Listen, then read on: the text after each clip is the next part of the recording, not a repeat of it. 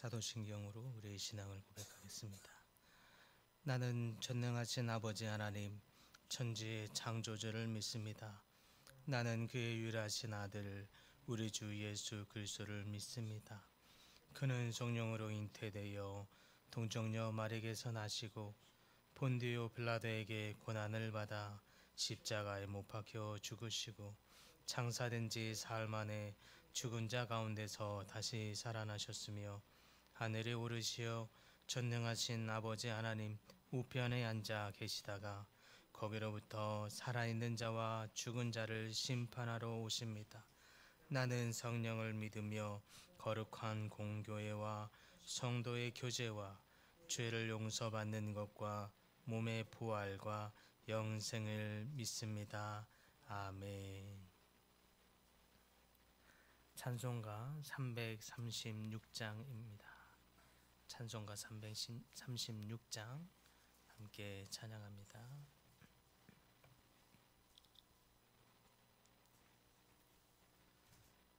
찬송가 336장. 환난과 핍박 중에도 성도는 신앙 지켰네. 이 신앙 생각할 때에 기쁨이 충만하도다. 성도의 신앙 따라서 죽도록 충성하겠네. 옥중에 매인 성도나 양심은 자유 얻었네. 우리도 고난 받으며 죽어도 영광 되도다. 성도의 신앙 따라서 죽도록 충성하겠네. 성도의 신앙 온 바다 원수도 사랑하겠네. 인자한 언어 행실로 이 신앙 전파리라. 성도의 신앙 따라서 죽도록 충성하겠네.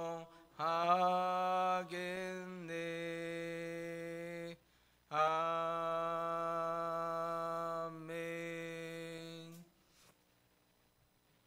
오늘 말씀은 사도행전 21장입니다. 사도행전 21장 12절과 13절입니다. 사도행전 21장 12절과 13절 우리 한 목소리를 함께 봉독합니다.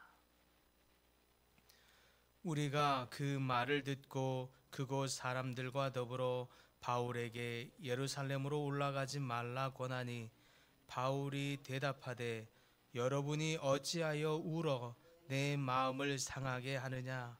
나는 주 예수의 이름을 위하여 결박할 뿐 아니라 예루살렘에서 죽을 것도 각오하였노라 하니 아멘. 오늘 말씀은 일사각오의 삶을 사신 분 바로 주기철 목사님에 대해서 묵상하고자 합니다. 주기철 목사님은 1897년 11월에 경남 웅천이라고 하는 지금은 창원, 경남 창원 진해라고 하는 곳에서 태어나셨습니다. 학창시절 남강 이승훈 선생님이 설립한 오산학교에서 신앙을 받아들이고 1913년 세례를 받게 됩니다. 이때 원래 이름은 주기복이셨는데 기독교 세례를 받은 후에는 기독교를 철저히 믿는다라고 하는 뜻으로 주기철 목사님으로 바꾸게 됩니다. 목사님은 오산학교에서 남강 이승훈 선생님과 그리고 고당 조만식 선생님의 밑에서 기독교 신앙과 민족 의식을 일깨우고 또 배우게 됩니다. 오산학교를 졸업하던 해에는 당시 최고의 부흥사이셨던 김익두 목사님의 집회에서 큰 은혜를 받습니다.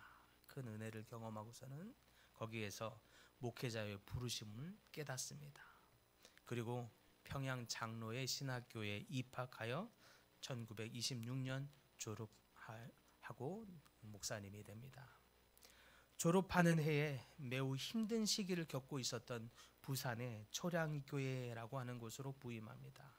그리고 바로 곧 금세 안정을 찾고 굉장히 비약적인 성장을 이루기도 하였습니다.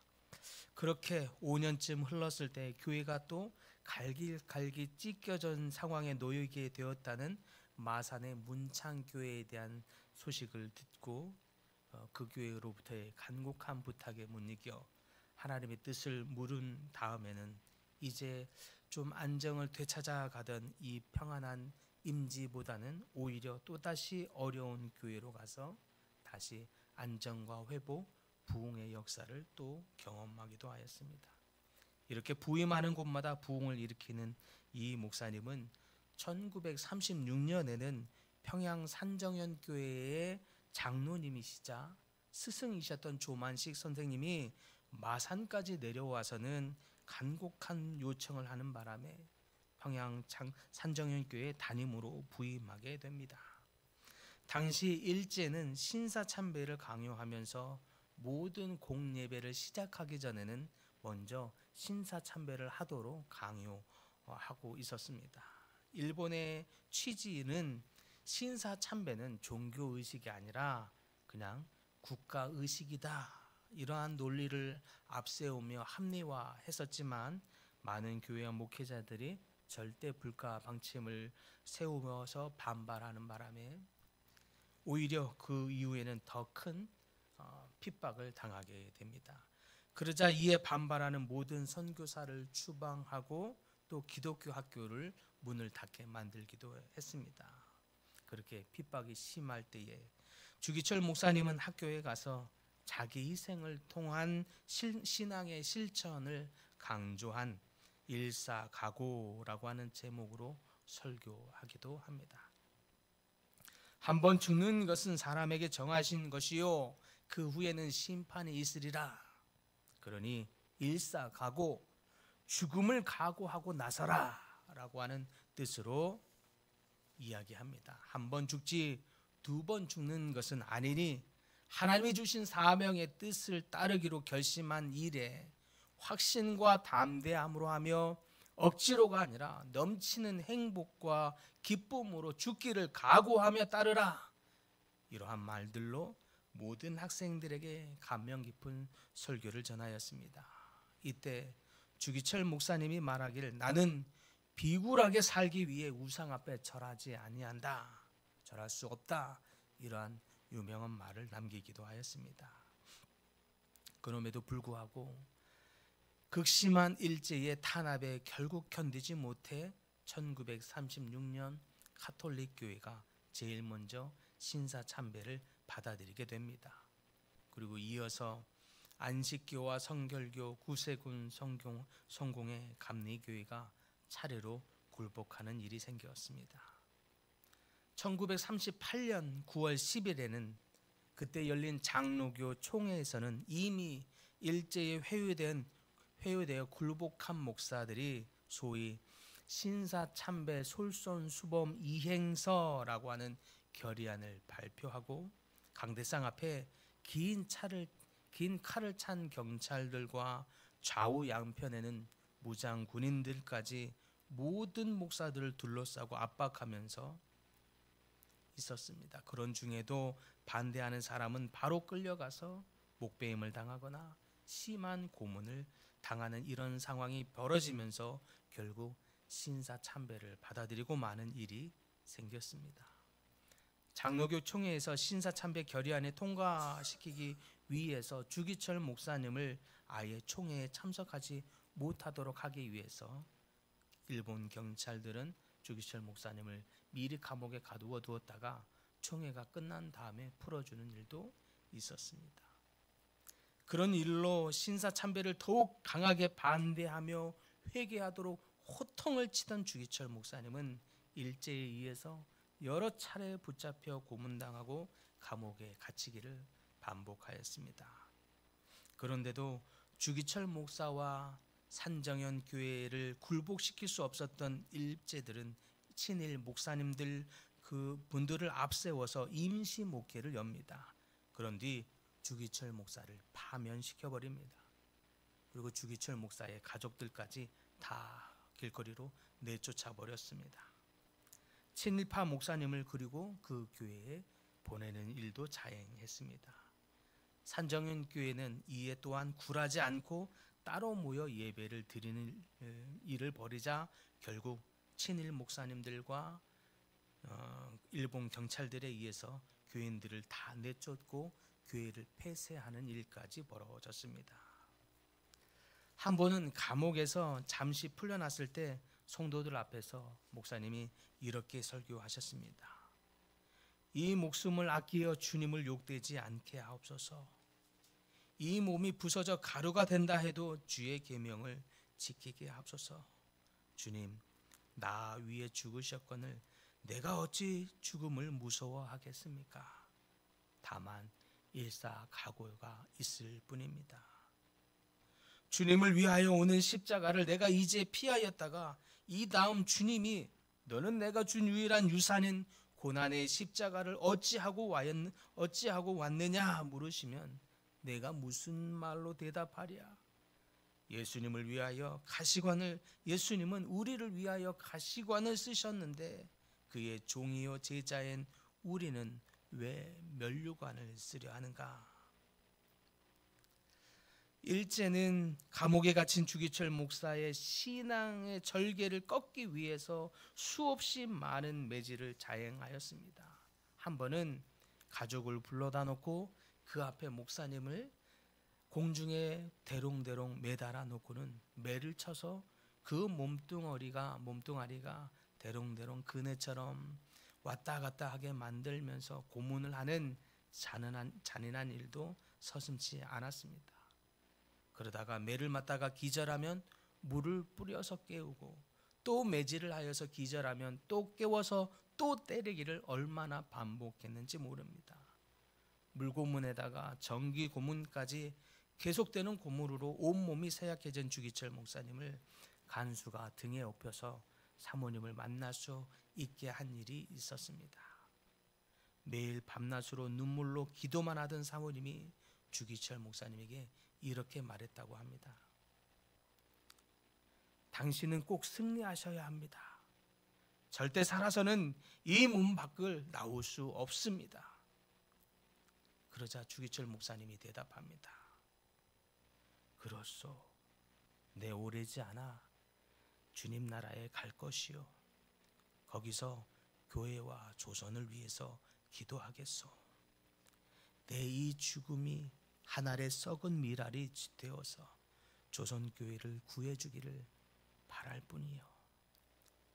그리고 간수 등에 다시 엎여서 돌아가는 그 모습을 보는데 왠지 그 모습이 마지막일 것 같은 마음이 사모님 마음 안에 드는 것입니다. 그래서 사모님이 울먹이면서 말합니다. 목사님, 마지막으로 부탁할 말씀이 있으면 하시오. 그렇게 했더니 여보, 나 따뜻한 숭늉 한 그릇 마시고 싶은데. 그리고 그만 참았던 눈물을 흘리며 대성통곡을 하고 말았습니다. 결국 다시 감옥에 갇혀서 1944년 4월 21일 밤 9시경에 목사님은 서서히 몸을 일으켜 하늘을 향해 두 팔을 들고 나지막이 고백합니다. 내 영혼의 하나님이여, 나를 붙들어 주소서. 이렇게 외치고서는 하나님 품에 안기게 되었습니다. 그의 나이 47세 감옥에서 순교하게 된 것입니다. 이처럼 주기철 목사님의 순교의 삶은 진정한 신앙이 무엇인지 오늘 지금 우리에게 진한 교훈을 전해주고 있는 줄 믿습니다. 사랑하는 성도 여러분, 여러분은 어떻게 신앙생활을 하고 있습니까? 여러분은 어떻게 믿음을 지키고 있습니까? 혹 우리는 너무 편해서 예배를 게을리하고 있지는 않은지요? 너무 편해서 기도를, 말씀을 지키기를 게을리하고 있지는 않으십니까? 신사참배의 위협을 당하고 있지 않음에도 불구하고 혹 세상에서 왕따 당할까, 혹 세상에서 도태될까 두려워 세속적 가치관에 타협하며 세속의 정욕과 성공, 야망, 부귀영화를 위해서 마음을 쓰고 몸을 불살라 살고 있지는 않으십니까? 신앙의 절개를 지키십시다. 일사각오의 정신으로 헌신하고 희생해서라도 말씀을 지키고 그리스도의 사랑을 실천하고자 몸부림치시는 모든 분들 다 되시기를 간절히 소망합니다. 이를 통해서 하나님 나라의 복음 확장에 귀 쓰임 받는 저와 우리 모든 성도님 그리고 저희 모든 교회가 되기를 간절히 축복합니다.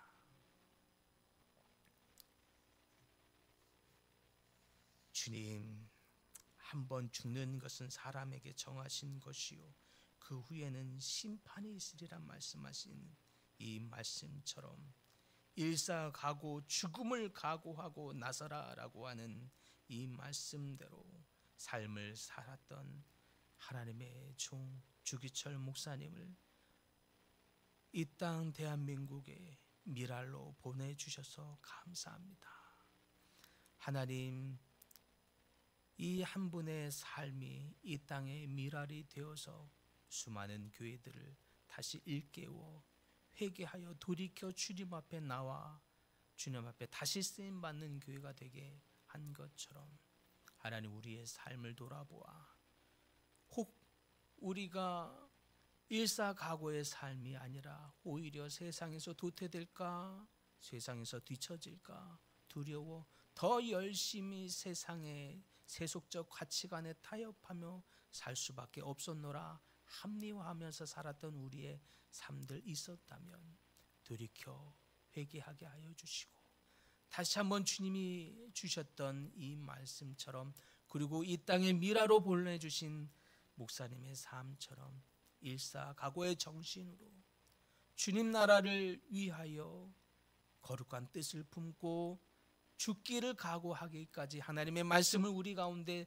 삶에 실천하고자 노력하는 하나님의 백성들 다 되도록 주여 은혜를 더하여 주시옵소서.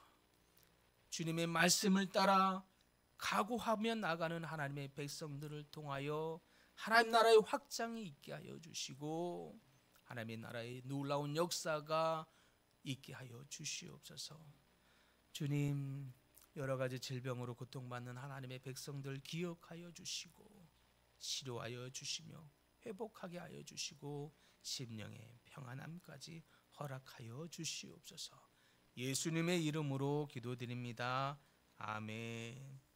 하늘에 계신 우리 아버지, 아버지의 이름을 거룩하게 하시며 아버지의 나라가 오게 하시며 아버지의 뜻이 하늘에서와 같이 땅에서도 이루어지게 하소서. 오늘 우리에게 일용할 양식을 주시고 우리가 우리에게 잘못한 사람을 용서하여 준 것 같이 우리 죄를 용서하여 주시고 우리를 시험에 빠지지 않게 하시고 악에서 구하소서. 나라와 권능과 영광이 영원히 아버지의 것입니다. 아멘.